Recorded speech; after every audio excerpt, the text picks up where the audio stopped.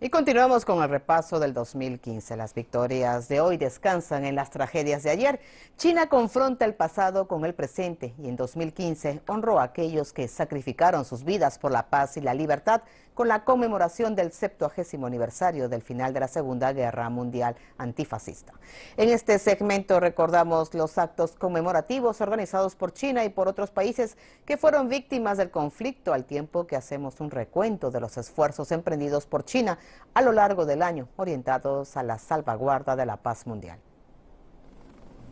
El 3 de septiembre de 2015 tuvo lugar en el centro de Beijing el mayor desfile militar desde la fundación de la República Popular China en 1949.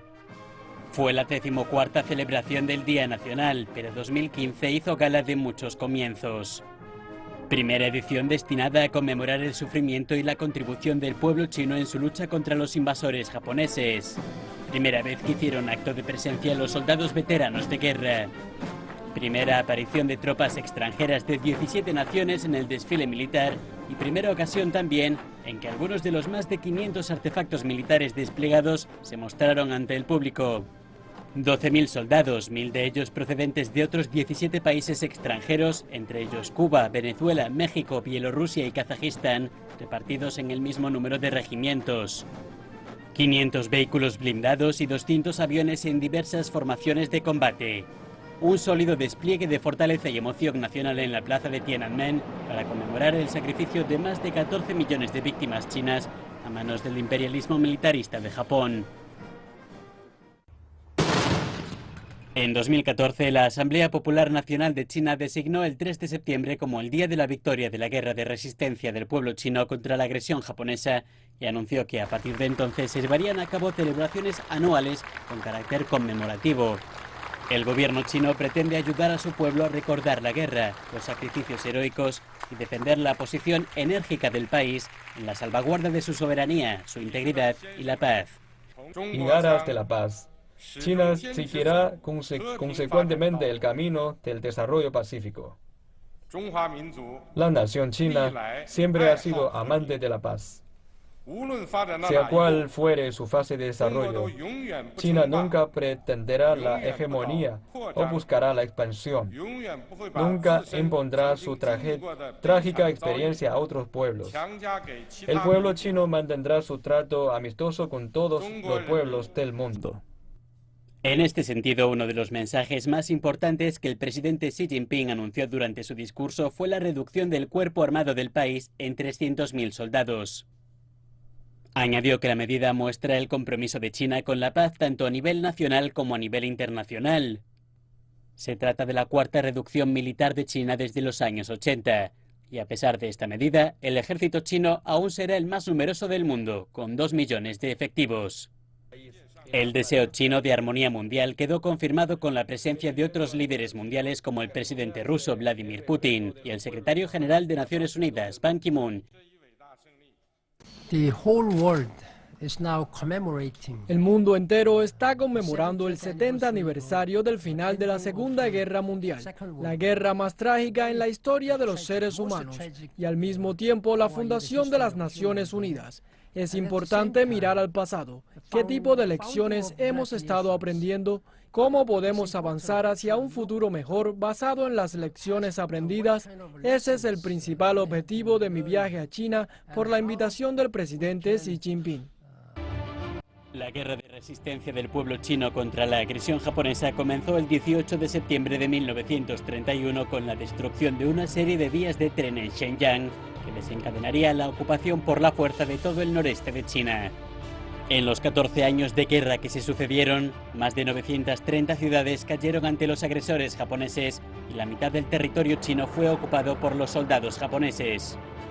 Más de 20 millones de civiles y soldados chinos fueron asesinados o fallecieron a causa de abusos perpetrados por el imperialismo nipón. Otros 15 millones resultaron heridos. En su lucha contra el fascismo japonés, China no estaba sola. Otras potencias mundiales prestaron su ayuda a China. Una de ellas fue Rusia. El país también celebró el 9 de mayo su propia ceremonia de conmemoración del 70 aniversario de la victoria en la Gran Guerra Patria, el nombre por el que se conoce allí a la Segunda Guerra Mundial. El 30 de septiembre el país también celebró el Día de los Mártires, una ocasión para recordar de manera especial las contribuciones de los caídos. El presidente chino Xi Jinping encabezó un grupo de líderes que rindieron homenaje con un minuto de silencio. Acto seguido, el presidente Xi colocó arreglos florales en el monumento a los héroes del pueblo, ubicado en la plaza Tiananmen de la capital china. Los líderes y el ejército no fueron los únicos en recordar la historia de guerra. Ciudadanos procedentes de todo tipo de ambientes aprovecharon la fecha para acercarse al Museo de la Guerra de Resistencia del pueblo chino contra la agresión japonesa, situado en Beijing. Un enclave que permite entender un poco mejor el significado del sacrificio de los mártires por la nación. Además, el 13 de diciembre de este año, China conmemoró el Día Nacional de las Víctimas de la Masacre de Nanjing, donde hace 78 años más de 300.000 chinos fueron asesinados a sangre fría a manos de tropas japonesas. En Nanjing, a media mañana se celebró una ceremonia en el monumento a las víctimas de la masacre. Miles de personas, incluyendo funcionarios, soldados, veteranos y estudiantes, asistieron a la ceremonia y depositaron ofrendas florales en la puerta del monumento.